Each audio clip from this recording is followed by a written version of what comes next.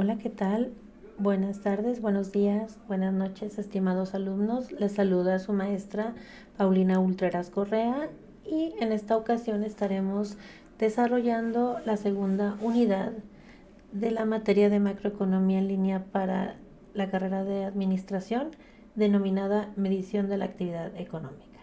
Bien, ¿qué es la medición de la actividad económica? Como a manera de introducción entendemos que debemos de medir las cosas para poder cuantificarlas y poder determinar qué tan bien o qué tan mal, ¿no? Entonces, la parte económica debemos cuantificarla con datos duros, con datos concretos.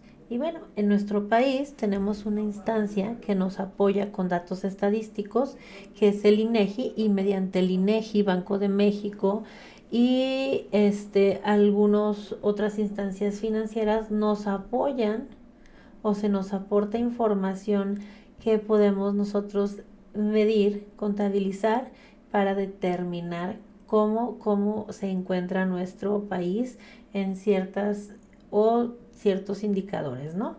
Como lo vamos a ver a continuación. Bien, primeramente que nada vamos a observar la definición de el Producto Interno Bruto, que es el PIB, conocido más como PIB, y este indicador representa el valor total de todos los bienes y servicios producidos en un país durante un periodo determinado. Es generalmente un año, es uno de los indicadores más importantes y evalúa la salud económica de un país. En México, el INEGI y el Banco de México nos apoyan con la información a la mano que se obtiene para poder determinar qué tanto se produce en nuestro país. ¿Sí?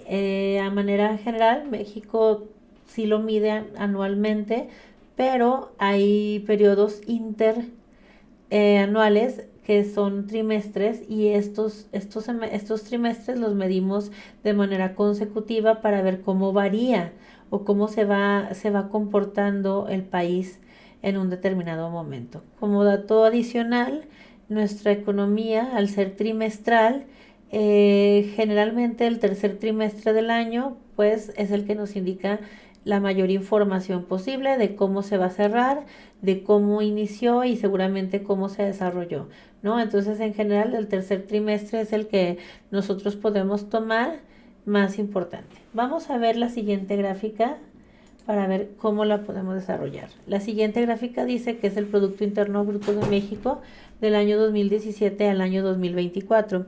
En el INEGI vamos a encontrar este tipo de gráficas y nos dice serie desestacionalizada y de tendencia del ciclo del PIB al primer trimestre del 2024. Esto está a millones de pesos mexicanos, ¿no? Y aquí también nos dice millones de pesos a precios del 2018. Vamos a ver estos términos en lo largo de esta clase para que podamos identificar diferencias, ¿no? Bueno, primero que nada vemos la gráfica del INEGI, en donde en uno de los ejes nos aparecen los millones de dólares, en el otro eje nos aparece por años y ustedes pueden observar dentro de estas gráficas que tenemos 2017, primer trimestre, segundo trimestre, tercer trimestre y cuarto trimestre. Primer trimestre de enero a marzo, segundo trimestre de abril, mayo, junio, tercer trimestre julio, agosto, septiembre y el cuarto y último octubre, noviembre y diciembre.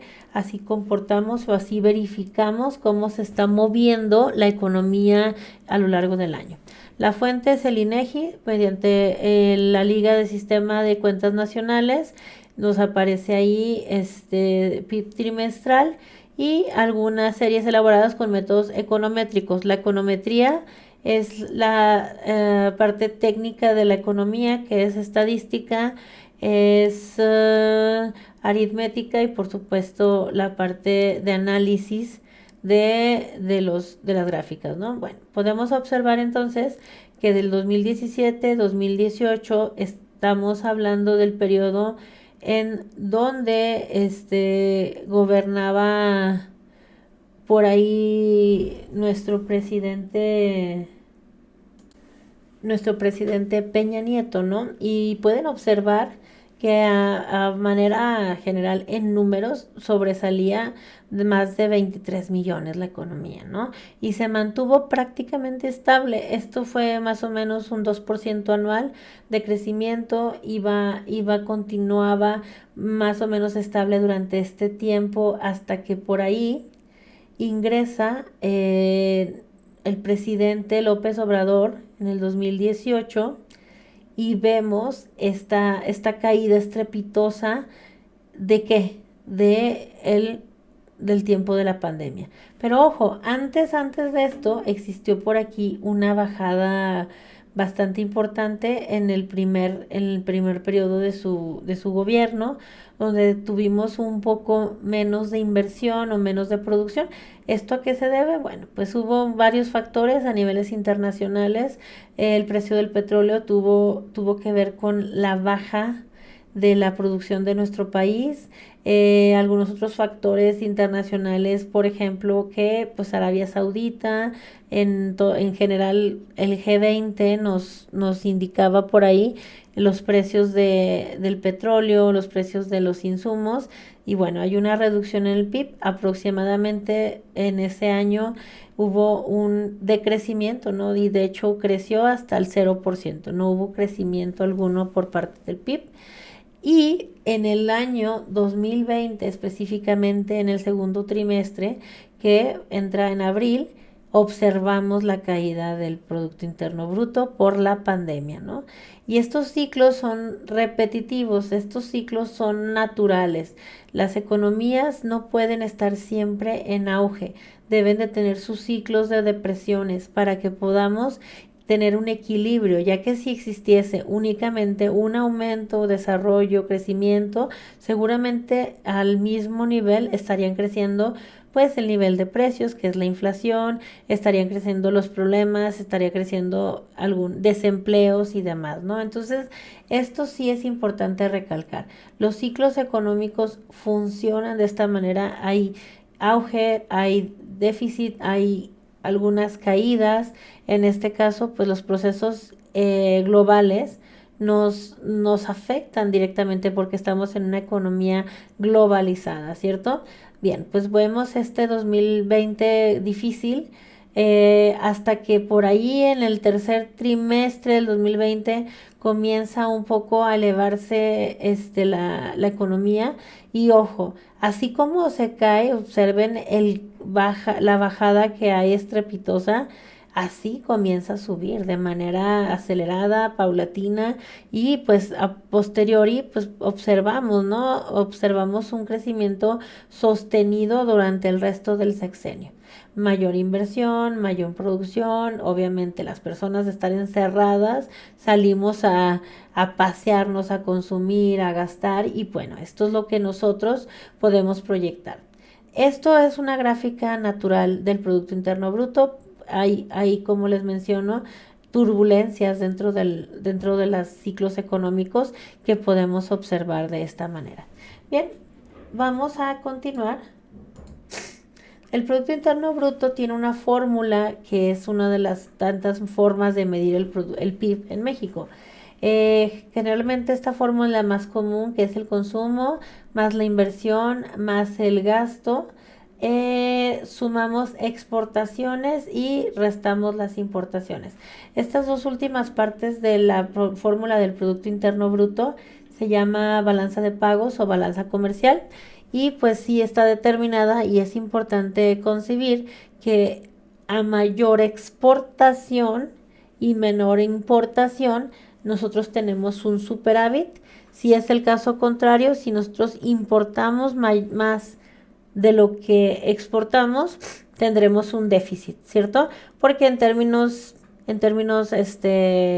más sencillos, pues compramos más de lo que vendemos. Eso es prácticamente lo que refiere. Entonces, en el caso del Producto Interno Bruto, pues el consumo se refiere a todo el gasto de los hogares de bienes y servicios, absolutamente todo lo que las viviendas, las personas, las familias, las empresas compran dentro de una economía. Número dos es la inversión, es todo el gasto en capital de capital, bienes de capital, perdón, construcción de nuevas viviendas, cambios de los inventarios, etcétera, etcétera, etcétera. Todo lo que nosotros podemos invertir dentro de nuestro país. El gasto gubernamental, pues obviamente todo lo que el Estado conlleva para solventar necesidades de la nación. En este caso, podríamos pensar en compras, gastos de salarios, gastos de, pues en la nómina, infraestructura, carretera, escuelas, subsidios, en general a lo mejor apoyos. Y aquí abajo nos dice, no incluye las transferencias como pensiones o subsidios. Hay que identificar esto. Las pensiones es un dinero que ya se trabajó, que ya debe de existir y ese dinero no es parte del gobierno, es algo que el gobierno debe de apartar para poder dar a estas personas que ya trabajaron en su momento, es decir, ya fueron productivas. Y los subsidios, bueno, son esa parte en donde el gobierno aporta una cantidad de dinero para pues apoyar a la población a tener el gasto más fácil de acceder, ¿no? En el caso de la gasolina, durante muchísimos años estuvo subsidiada, es decir, si la gasolina a nivel internacional costaba 20 pesos el litro, pues el gobierno subsidió mucho tiempo la gasolina, ¿no? De cierta manera, a lo mejor subsidiaba el 50% del precio y nosotros pagábamos 10 pesos y el precio internacional era de 20. Entonces, eso no lo está considerando el Producto Interno Bruto como gasto. Esto es porque pues obviamente tienen otros factores que están implicando en este dato. Seguimos con las exportaciones, todo lo que se vende, y las importaciones, todo lo que se importa. Eh, Esto es muy importante en la parte general porque sí hace pues un poquito la radiografía de cómo se encuentra el mercado mexicano. Entonces es interesante entenderlo. A manera a lo mejor como de análisis es lo que decide o lo que dice el presidente Donald Trump el día de hoy, ¿no? Tenemos un déficit con México, es decir, ellos están importando muchísimas cosas de México y contrariamente a lo que pensamos, ellos no están exportando no tantos productos, no somos nosotros los principales exportadores hacia ellos. Entonces es algo para considerar. Bien, vamos a continuar. Primero que nada hay que pensar o hay que identificar que una economía es más fácil si la estudiamos de manera cerrada. Y en este aspecto, una economía cerrada es aquella en la que no se intercambian bienes y servicios activos con otros países. Es decir, no existe la balanza comercial. Sí, el estudio de la macroeconomía se inicia bajo el supuesto que la economía es un objeto de estudio, una economía cerrada. Entonces se simplifica ese estudio.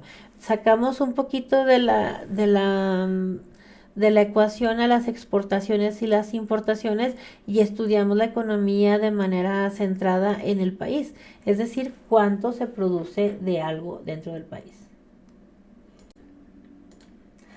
Muy bien, continuamos. Bien, cuando se analiza una economía cerrada y por tanto que no comercia con el resto del mundo, tanto las exportaciones como las importaciones de bienes y servicios son iguales a cero, es decir, Producto Nacional Bruto, que así se llama, cuando no agregamos las exportaciones o las importaciones, es el consumo privado, la inversión y el gasto público. Vamos a ver qué más. Producto Nacional Bruto, por lo tanto, vemos que es la cantidad de bienes y servicios producidos por los residentes de un país, aunque, ojo con esto, estos bienes se produzcan en un país extranjero.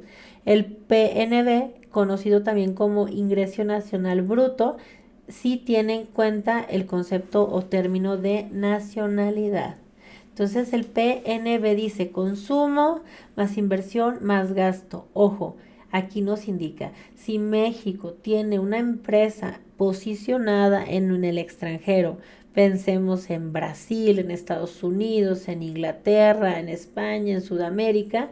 Esa producción se contabiliza en este indicador. Es decir, todo lo que salga de México, incluso como inversión o como gasto, se contabiliza, aunque no esté dentro de las fronteras geográficas del país. Entonces es interesante ver cuántas empresas y cómo crece nuestro mercado, cómo crece nuestra economía cuando empresas mexicanas salen de las fronteras. Sí, pues esto tiene que ver bastante pues con el nivel de vida que tienen algunos otros países y pues lo tanto pues los precios o el nivel adquisitivo que pudieran tener. Ejemplo, pues Oxxo, empresa mexicana que ya está exportando a muchos países de Sudamérica, incluso en Estados Unidos. Similares, farmacias similares, que es otra de estas empresas que está teniendo auge en muchos países de nuestro continente. Bimbo, que es el monopolio por definición, prácticamente tiene presencia en todo el mundo. Y bueno, la Corona, que en su momento fue mexicana, que aún tiene inversión mexicana, todavía hay inversores mexicanos, pues también se contabiliza, ¿no? Porque al final, a pesar de que el nombre está a otra empresa extranjera, es una empresa que se produce en México y que se exporta desde México, ¿sí? Entonces, espero que quede claro esta parte de la definición de Producto Nacional Bruto. Bien, dentro de los conceptos importantes tenemos algo que se llama precios corrientes. Los precios corrientes son aquellos precios de los bienes y servicios según su valor nominal, es decir, que son en el momento que están considerados. Por ejemplo, el día de hoy, ¿cuánto cuesta un litro de leche? ¿Cuánto vale, no sé, un celular? ¿Cuánto cuesta el gas? ¿Cuánto cuesta el arroz? Esto se refiere a que el momento que nosotros hacemos el análisis es un precio corriente. ¿Por qué es importante? Porque vimos en la gráfica anterior y lo analizamos por ahí, decía precios constantes o precios del 2018. Cuando eso sucede, el Producto Interno Bruto, recuerden que es la producción de bienes y servicios. Entonces, si nosotros medimos los precios del día de hoy, van a ser diferentes a los que sean dentro de 10 años. Pueden ser mayor o puede ser menor. ¿Por qué? Pues porque ahí implica ya un dato que es la inflación. Conforme vamos aumentando el crecimiento de un país o desarrollando la economía de un país, este va teniendo mayor inflación y la inflación hace directamente merma en la capacidad adquisitiva del consumidor, ¿sí? Entonces, precios corrientes van a ser el precio del día de hoy, del día de tu investigación. Y a continuación vemos entonces lo que corresponde a los precios constantes. Ok, aquí los precios constantes sí debemos de considerar que es el producto que sí considera la inflación. Es decir, miren, aquí dice la definición. No tiene en cuenta la inflación para saber si la cantidad de dinero ganado en ese año es mayor o menor al interior. Pero por otro lado, cabe resaltar que cuando se hace alusión al valor real del Producto Interno Bruto, sí tiene en cuenta la inflación. Es decir, precios constantes es en el momento que nosotros hacemos una investigación y determinamos y nos dice la investigación. El Producto Interno Bruto es a precios constantes del 2018. ¿Qué te quiere decir? Que está tomando el valor del precio que existía en el 2018 para que tú determines si es o no real. Entonces, en el caso, no es lo importante cuánto ganaban las personas en ese momento, si ganaban más o ganaban menos, solamente hace o considera cuánto ha cambiado la capacidad adquisitiva del consumidor. Entonces, cuando hablamos del Producto Interno Bruto, sí podemos decir, en el 2018 la leche costaba 10 pesos, en el 2025 la leche cuesta 25 pesos. hay una inflación reflejada en los productos y esto merma la capacidad del Producto Interno Bruto. Es decir, es una capacidad de compra. No quiere decir que porque subieron los precios ya ganas más dinero. Esto es, suben tus salarios o sube el consumo o sube la producción y por lo tanto va a subir la inflación. ¿Sí? Muy bien, vamos a continuar. Como dijimos anteriormente, bueno, el PIB y la diferencia del PNB es las exportaciones y las importaciones, mismas que no son consideradas en uno y en el otro sí lo son. Vamos a continuar. ¿Qué es el PIB nominal? El Producto Interno Bruto nominal es el valor a precios del mercado, ¿sí? Precios corrientes a lo que está el día de hoy, y la producción de bienes y servicios finales producidos durante un tiempo determinado. Ese es el PIB nominal. Así se denomina cuando nosotros vemos a cuánto está la economía el día de hoy. El PIB real, por lo tanto, allí sí hay una afectación de la inflación en la capacidad adquisitiva y dice que es la producción de bienes y servicios finales producidos en un país, pero a precios constantes. Es decir, el PIB elimina el cambio de los precios a lo largo de los años y toma los precios que existían en el año que se establecieron, ¿no? Precios PIB real es diferente al PIB nominal porque seguramente ustedes dicen, no, pues es que esos precios eran muy diferentes.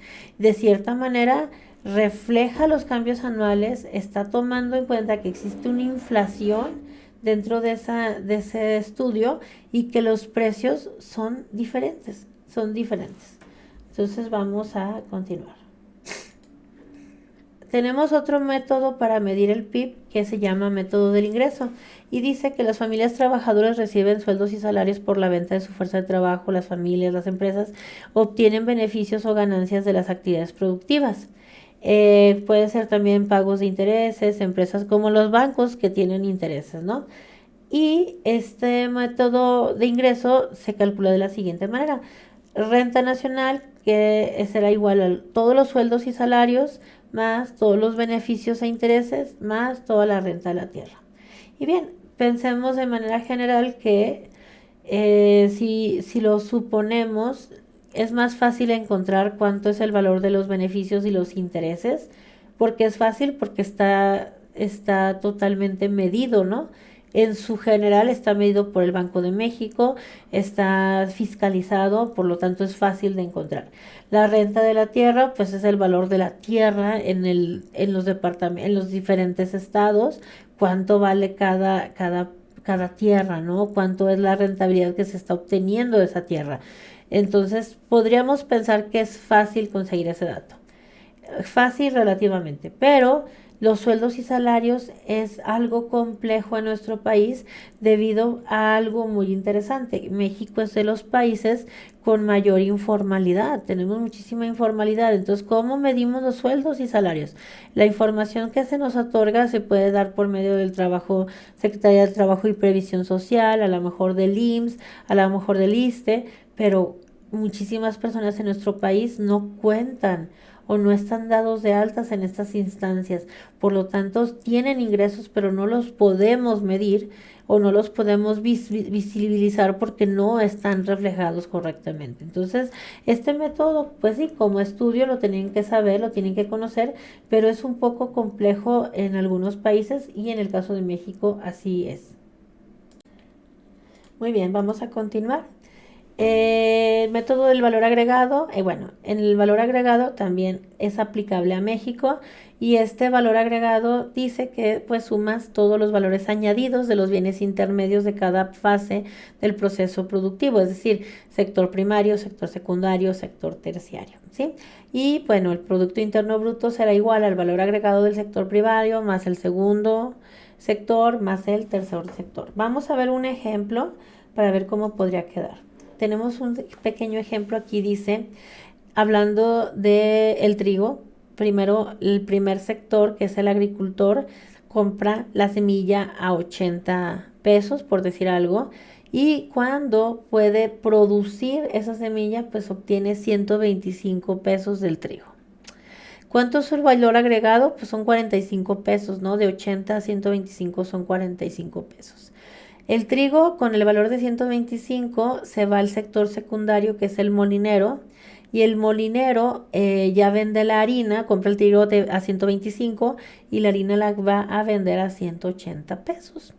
Y bueno, ¿cuál es el valor agregado o añadido? Son 55 pesos, que es la diferencia de 125 a 180.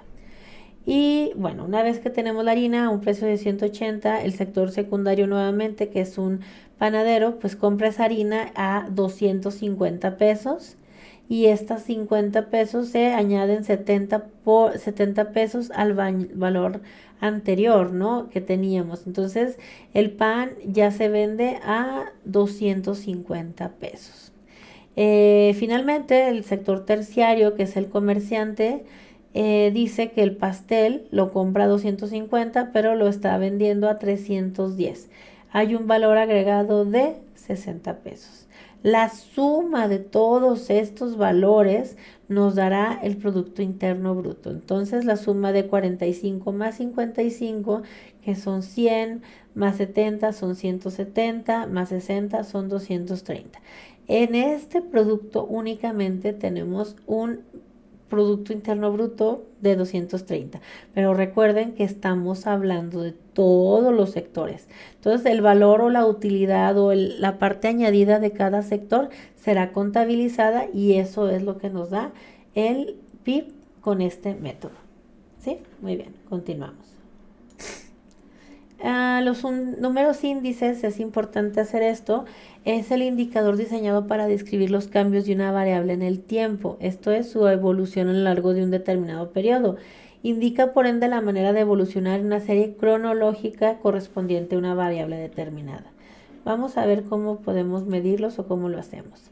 Esto es importante, dice que los números índice intentan reflejar la evolución de volumen o cantidad, la evolución de un precio y la evolución del valor de un bien o servicio. Sí, bueno, es una fórmula sencilla, el precio por la cantidad nos da el valor y pues el tiempo, ¿no? Periodo determinado. Vamos a adelantarnos un poco y dice aquí, los indicadores de cantidad solo tienen sentido en caso de un producto único, ¿sí? Es decir, cuántos boletos de cine, cuántas manzanas, cuántos boletos de autobús, etcétera. Pero los indicadores de volumen se trata de conjunto de productos de diferentes tipos. Por ejemplo, ¿cuál es el indicador de volumen de esparcimiento? Es decir, todo lo que se considere esparcimiento se va a considerar en este indicador de volumen, ¿no? Hablamos de cuál es la cantidad de alimentos, pues todos los alimentos. ¿Cuál es el volumen de la parte, no sé, de de zapatos? Vamos a meternos a toda la parte de los zapatos, ¿no? De todos los tipos de zapatos. Entonces, esto es lo más importante de esto. Bien, precios y valores. El valor es el producto matemático del resultante del precio por la cantidad y el precio es el valor de una sola unidad de un producto dado. Bien, vamos a ver un ejemplo rápido. Te dice, para un determinado producto, bien o servicio se dispone de la siguiente información sobre cantidad, precio y valor. Si la cantidad está expresada, por ejemplo, en términos de toneladas, el precio será en toneladas. Si la cantidad está expresada en términos de horas, el precio será por horas y el valor, como se señaló anteriormente, será precio por cantidad.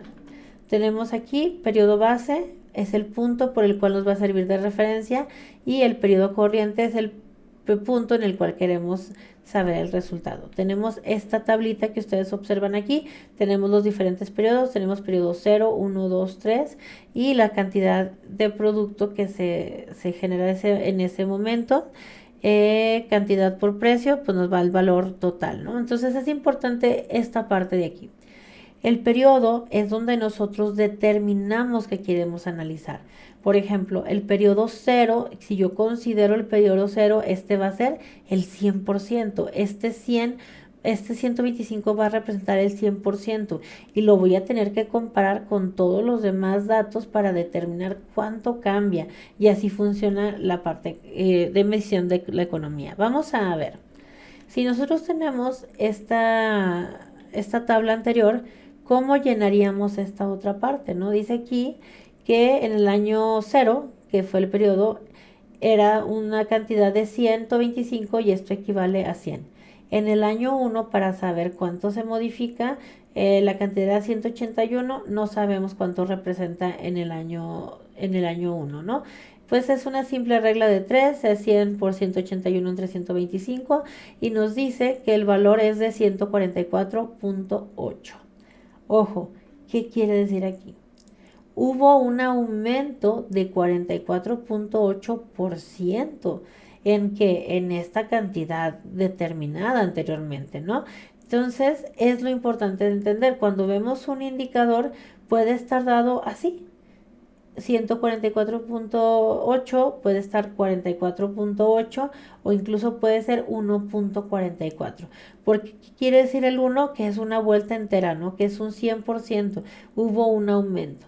Entonces, como vemos a continuación, tenemos, por ejemplo, la del precio, que en el caso del precio era de 2 a 2.5 y nos representa un 25% de aumento, y en el índice de valor de 250 a 452, que nos representa un 181.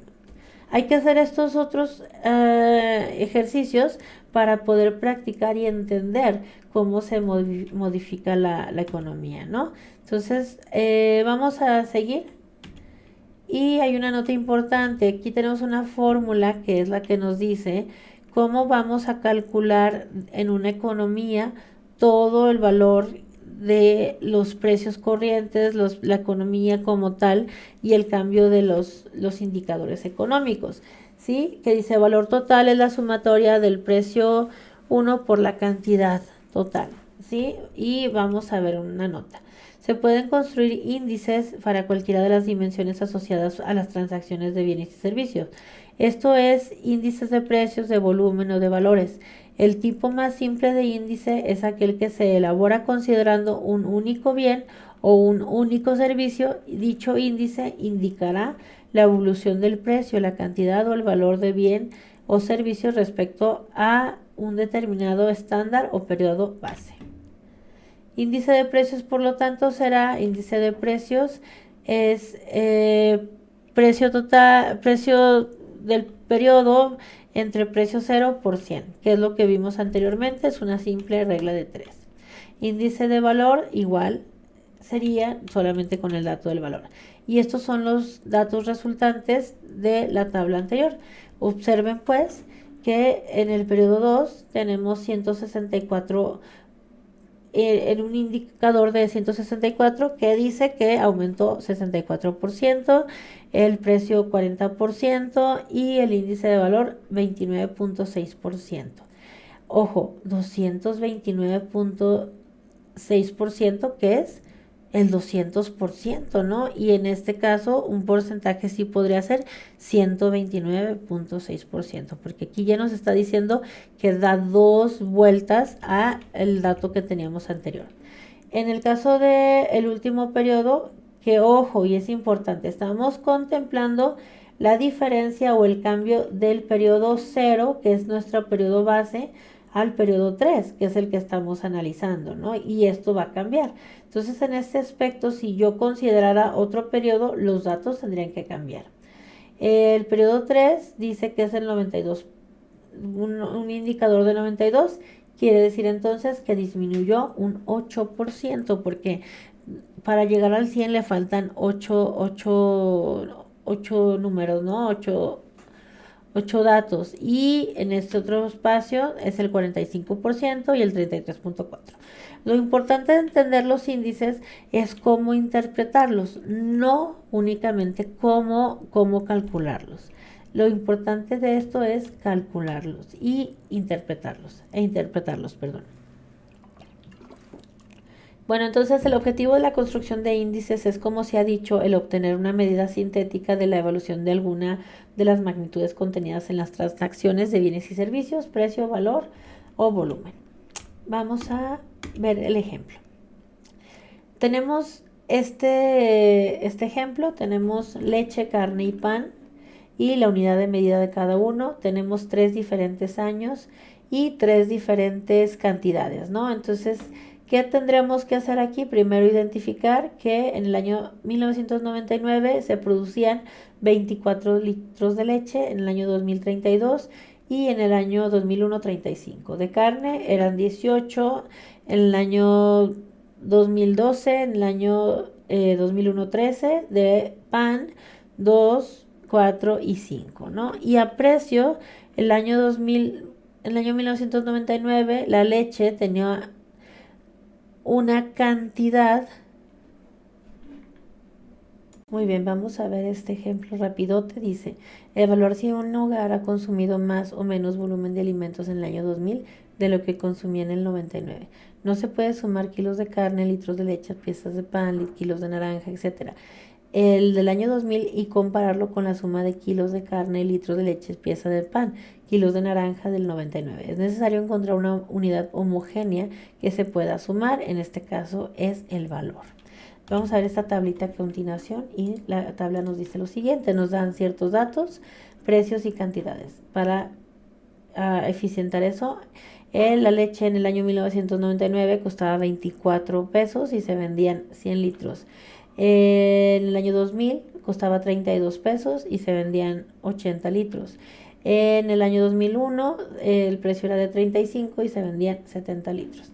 Igual con la carne, 18 pesos el año 99, 40 kilos, 12 pesos 40 kilos, 13 pesos 50 kilos y así sucesivamente. Bien, ¿qué tenemos que hacer? Pues vamos a tener que identificar primero la cantidad de precio por cantidad, ¿no? ¿Cuánto es el precio del 99? 24% y que nos va a representar el valor total de la leche en el año 1999. El valor total de la carne, el valor total del pan y por supuesto el total de todos, que lo vemos en esta gráfica, en esta tabla, perdón. Entonces, una vez que multiplicamos precio por cantidad, tenemos los datos generales y totales de todo este ejercicio, teniendo que en el año 1999 había un total de 4.120, en el año 2000 5.840 y en el año 2001. Muy bien. Entonces, como observamos los índices a continuación, podemos determinar esto.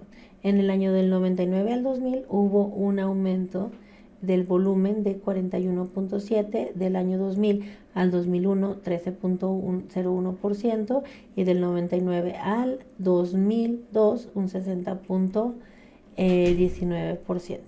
Entonces, hay que analizarlo, hay que revisarlo, hay que hacer algunos ejercicios. Se les va a mandar por ahí alguna serie de ejercicios para que respondan y logremos sacar algunos índices que les van a servir para la medición económica. Muy bien, jóvenes, pues bueno, con esto el día de hoy concluimos. La conclusión del caso dice, este índice de valor expresa que por cada 100 pesos gastados en alimento en el año 99, en el año 2000 se gastaron 41.7 y etcétera, etcétera, lo que acabamos de expresar en la anterior. Sí, y pues con esto, jóvenes, les agradezco su atención. Por favor, si tienen alguna duda, alguna sugerencia o algún comentario que hacérmelo, déjenmelo por ahí de mensajitos. Voy a mandarles unos ejercicios para que practiquen y logren sacar algunos indicadores. Pues por mi parte es todo. Muchas gracias y excelente día.